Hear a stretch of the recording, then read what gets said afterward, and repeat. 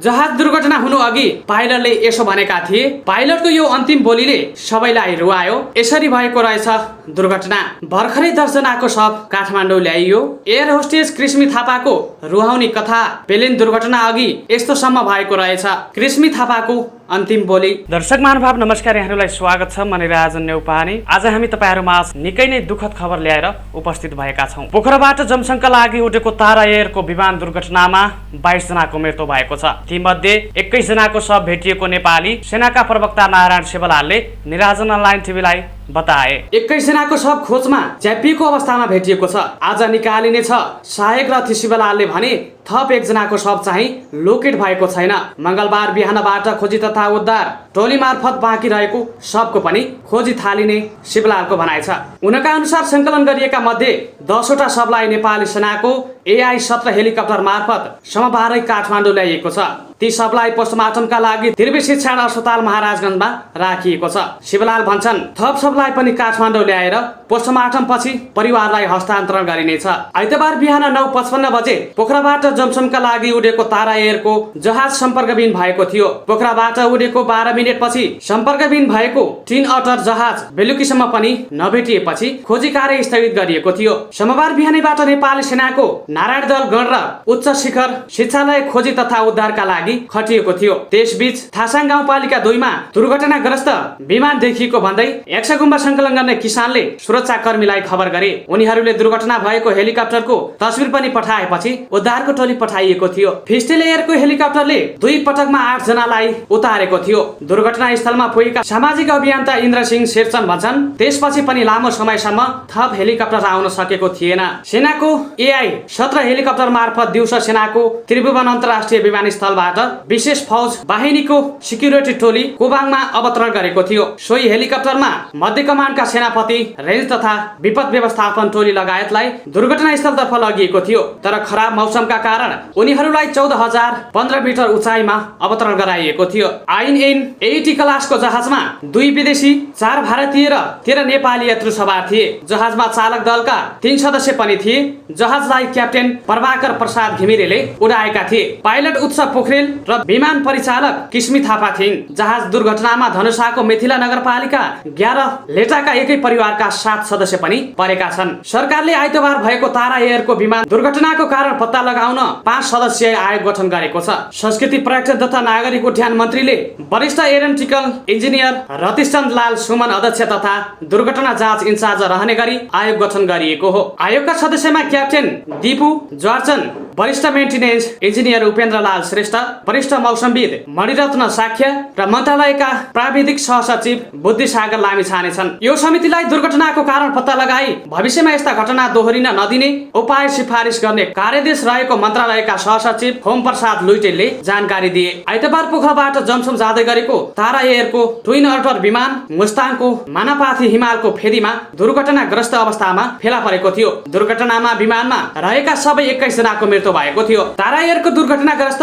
जहाज भएको स्थानमा पुगेका सामाजिक अभियन्ता एवं होटल व्यवसायी इन्द्रसिंह शेरचनले कोही पनि जीवित अवस्थामा नभेटिएको बताएका छन्। निराजन अनलाइन टिभीसँग टेलिफोन सम्पर्कमा आएका उनले नेपाली सेना र सशस्त्र प्रहरीको टोलीले अहिले सब संकलन गरिसकेको बताएका छन्। उनका अनुसार पाइलटको मोबाइल फोन लोकेसन र विमानको GPS को आधारमा त्यस क्षेत्रमा दुर्घटनाग्रस्त विमानको खोजी भइरहेको थियो। तर आइतबार अन्धकारका कारण खोजी सम्भव नभएको भन्दै नेपाली सेनाको खोजी तथा उद्धार टोली जमसङ फर्किएको थियो। म सुमित गौतम भन्ने भाइ र नेपाली प्रहरीका 1 जना इन्सपेक्टर यक्षगुम्बा खोज्ने किसानसँगै राति यही बसेका थियौं। उनले भने बिहान माथि गएका किसानले देखेपछि खबर गरेका थिए। हामी त्यहाँ पुगेर प्रहरीलाई खबर गरेका हौं। त्यही आधारमा भर्खरै नेपाली सेनाको टोली हेलिकप्टर मार्फत घटनास्थलमा पुगिसकेको उनले बताए। शव जलेको अवस्थामा छैनन्। छेदविच्छेद भए पनि कतिपय अनुहार चिन्न सकिने अवस्था छ। उनले थपे यो गत 28 कार्तिकमा हिम पहिरो गएको मानापाथी हिमालको फेदीमा सानो सेरे भन्ने स्थान हो। अस्तिदेखि बेपत्ता तारा एयरको जहाज मुस्ताङको थासाङ गाउँपालिका 2 मा दुर्घटनाग्रस्त अवस्थामा फेला परेको थियो। नेपाली सेनाका प्रवक्ता नारायण शिवलालका अनुसार ल्यासुङ खोलाको मुहान नजिकैको पहाडमा ठोकिएर टुक्रा टुक्रा भएको अवस्थामा जहाज फेला परेको थियो। स्थानीय शेर्पाहरूले दुर्घटनाग्रस्त अवस्थामा जहाज फेला पारेका थिए। नेपाली सेनाका प्रवक्ता शिवलालले निराजन अनलाइन टिभीलाई भने त्यहाँसम्म हाम्रो टोली पुग्ने प्रयासमा थियो। प्रतिकूल मौसम र कठिन भूगोलका कारण ठूलो हेलिकप्टर पुग्न नसक्ने भएकाले सानो हेलिकप्टर दुर्घटना स्थलमा पठाउने तयारी भइसकेको थियो। पोखराबाट जमसङका लागि उडेको तारा एयरको विमान दुर्घटनामा 22 जनाको मृत्यु भएको छ। तीमध्ये 21 जनाको शव भेटिएको नेपाली सेनाका प्रवक्ता नारायण शिवलालले निराजन अनलाइन टिभीलाई बताए। 21 जनाको शव खोजमा च्यापिएको अवस्थामा भेटिएको छ। आज निकालिनेछ।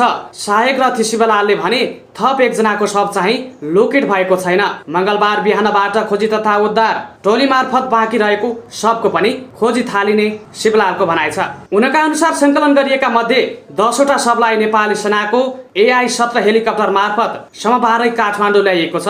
ती शवलाई पोस्टमार्टमका लागि त्रिवी शिक्षण अस्पताल महाराजगञ्जमा राखिएको छ। शिवलाल भन्छन् थप शवलाई पनि काठमाडौँ ल्याएर पोस्टमार्टम पछि परिवारलाई हस्तान्तरण गरिनेछ। आइतबार बिहान 9:55 बजे पोखराबाट जमसङका लागि उडेको तारा एयरको जहाज सम्पर्कविहीन भएको थियो। पोखराबाट उडेको 12 मिनेट पछि सम्पर्कविहीन भएको ट्विन अटर जहाज बेलुकीसम्म पनि नभेटिएपछि खोजी कार्य स्थगित गरिएको थियो। सोमबार बिहानैबाट नेपाली सेनाको नारायण दल गण र उच्च शिखर शिक्षालय खोजी तथा उद्धारका लागि खटिएको थियो। त्यसबीच थासाङ गाउँपालिका 2 मा दुर्घटनाग्रस्त विमान देखिएको भन्दै एक्सगुम्बा संकलन गर्ने किसानले सुरक्षाकर्मीलाई खबर गरे। उनीहरूले दुर्घटना भएको हेलिकप्टरको तस्बिर पनि पठाएपछि उद्धारको टोली पठाइएको थियो। फिस्टेल एयरको हेलिकप्टरले 2 पटकमा 8 जनालाई उतारेको थियो। दुर्घटना स्थलमा पुगेका सामाजिक अभियन्ता इन्द्र सिंह शेरचन भन्छन् त्यसपछि पनि लामो समयसम्म थप हेलिकप्टर आउन सकेको थिएन। सेनाको AI-17 हेलिकप्टर मार्फत दिउँसो सेनाको त्रिभुवन अन्तर्राष्ट्रिय विमानस्थलबाट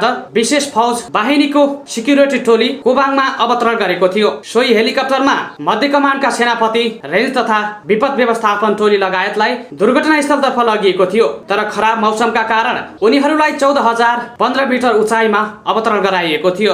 INN-80 क्लासको जहाजमा 2 विदेशी 4 भारतीय र 13 नेपाली यात्रु सवार थिए। जहाजमा चालक दलका 3 सदस्य पनि थिए।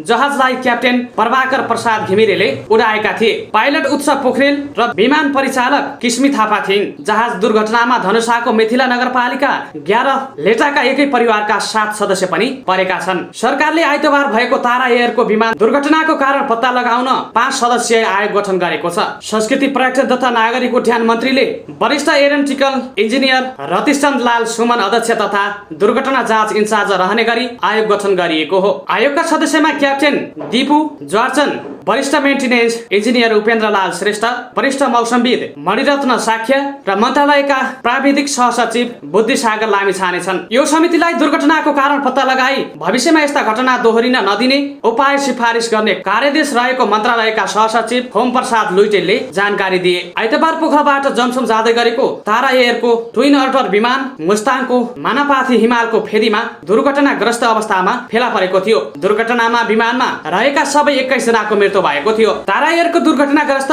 जहाज भएको स्थानमा पुगेका सामाजिक अभियन्ता एवं होटल व्यवसायी इन्द्र सिंह शेरचनले कोही पनि जीवित अवस्थामा नभेटिएको बताएका छन्। निराजन अनलाइन टिभीसँग टेलिफोन सम्पर्कमा आएका उनले नेपाली सेना र सशस्त्र प्रहरीको टोलीले अहिले सब संकलन गरिसकेको बताएका छन्। उनका अनुसार पाइलटको मोबाइल फोन लोकेसन र विमानको GPS को आधारमा त्यस क्षेत्रमा दुर्घटनाग्रस्त विमानको खोजी भइरहेको थियो। तर आइतबार अन्धकारका कारण खोजी सम्भव नभएको भन्दै नेपाली सेनाको खोजी तथा उद्धार टोली जमसङ फर्किएको थियो। म सुमित गौतम भन्ने भाइ र नेपाली प्रहरीका 1 जना इन्सपेक्टर याक्सागुम्बा खोज्ने किसानसँगै राति यही बसेका थियौं। उनले भने बिहान माथि गएका किसानले देखेपछि खबर गरेका थिए। हामी त्यहाँ पुगेर प्रहरीलाई खबर गरेका हौं। त्यही आधारमा भर्खरै नेपाली सेनाको टोली हेलिकप्टर मार्फत घटनास्थलमा पुगिसकेको उनले बताए। शव जलेको अवस्थामा छैनन्। छेदविच्छेद भए पनि कतिपय अनुहार चिन्न सकिने अवस्था छ। उनले थपे यो गत 28 कार्तिकमा हिम पहिरो गएको मानापाथी हिमालको फेदीमा सानो सेरे भन्ने स्थान हो। अस्तिदेखि बेपत्ता तारा एयरको जहाज मुस्ताङको थासाङ गाउँपालिका 2 मा दुर्घटनाग्रस्त अवस्थामा फेला परेको थियो। नेपाली सेनाका प्रवक्ता नारायण शिवलालका अनुसार ल्यासुङ खोलाको मुहान नजिकैको पहाडमा ठोकिएर टुक्रा टुक्रा भएको अवस्थामा जहाज फेला परेको थियो। स्थानीय शेर्पाहरूले दुर्घटनाग्रस्त अवस्थामा जहाज फेला पारेका थिए। नेपाली सेनाका प्रवक्ता शिवलालले निराजन अनलाइन टिभीलाई भने त्यहाँसम्म हाम्रो टोली पुग्ने प्रयासमा थियो। प्रतिकूल मौसम र कठिन भूगोलका कारण ठूलो हेलिकप्टर पुग्न नसक्ने भएकाले सानो हेलिकप्टर दुर्घटना स्थलमा पठाउने तयारी भइसकेको थियो। दर्शक महानुभाव, तपाईहरु हेर्दै गर्नुहोला। तपाईहरुमा आज पछिल्लो अपडेट ल्याएर उपस्थित हुने नै छु। अहिलेलाई छुटिन्छु।